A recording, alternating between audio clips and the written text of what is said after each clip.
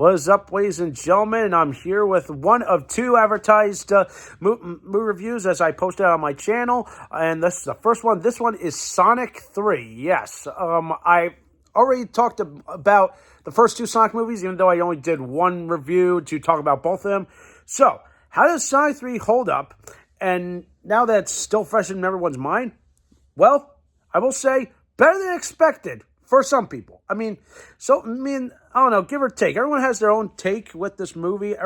There's a small legion of fans that say, they're thinking there shouldn't have been a third one, but I'm going to say, yes, there should have been, because it gave us the tease at the end of Sonic 2, which, like I mentioned in my Sonic 2 review, yes, I was excited, and I felt like they delivered, and the Paramount actually did care. They actually wrote the story just the way we expect it to be, and follow everything to create all these different character arcs and backstories. I mean, the human subplots withstanding, the Shadow arc, perfect, okay? Absolutely perfect. This is what we were waiting for. I love the twist. I love the setup, although it leads to one of the biggest glaring plot holes of this entire movie.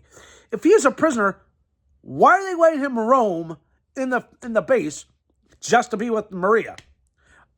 That makes no sense. Just leaving that out there as we get deep into this review. Now, as for anything else in this movie, man, I will say the comedy and the action were really intense.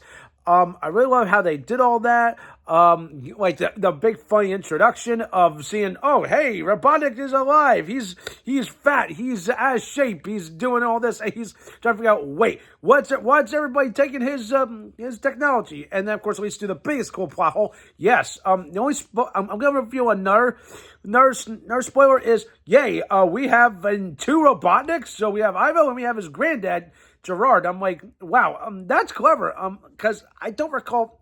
If my memory might be foggy, I don't think there was a Gerard Robotnik. I love that they made this. It really worked. Man, just a lot of fun stuff. And yeah, Jim Carrey's not as over the top in this movie, but he kind of stole the show. But in my opinion, the focus was more on Shadow, and they did a fantastic job fleshing out that whole thing, and like the whole story arc of them trying to making sure that this top secret gun project didn't fall into the wrong hands. But of course, it leads to plot hole number 2. If you had both keys, then why didn't they just destroy the key in the first place? Instead, we had to go in this long roundabout position. That's just me. That's just me thinking out loud. But overall, it's still fun. And yes, fuck yes. And I marked out, and they finally played Live and Learn by Crush 40. It took them 3 movies to finally get a Crush 40 song into the goddamn movie. Finally, I was happy. So, yeah, as soon as that happened, that whole sequence, I was banging my head. I was excited for everything that they did for this sequence. It really worked. I love the whole final battle ordeal. I love what they did with all this. Seeing all the art people that they really took, like I said, they took the time and tender care to flush out everything, pull everything together. I mean, like I said, the human subplot, and besides that, I mean, yeah, I know. I feel bad. Like, I think I mentioned this back in my last review or about the first movie, is that that they felt like the human character, Tom, he was supposed to be like the sidekick, but even though the focus was on him in the first movie and made Sonic more like a side character kind of thing, I'm glad they didn't go there. Here, I feel like there was like a bit of a balance, if that makes sense. And they really did a good job. Again, my hat's off to the entire cast. I will say the choice of Keanu Reeves to voice Shadow was fucking perfect. Absolutely perfect. I loved every bit of this movie. So, yeah, I'm going to say this right now. It's probably better than the first two. I'm just saying this right now. It is definitely better than either of them. And, yeah, that's kind of knocked the grade up a little bit because, yeah, and also I feel like the nostalgia appeal with the Crush 40 songs really did that. And, of course, I will admit, the teaser at the end, oh, crap. Do you think the story's not done? Do you think we should see a 4th movie? Just to finally shoot in, spoilers, Metal Sonic and Amy Rose? Hell yeah. If Paramount's listening, maybe go for it. Just finish it up, okay? Or just give it a teaser there. Who knows? I don't know. As long as you don't completely bring back our characters like Big the fucking Cat. Ugh.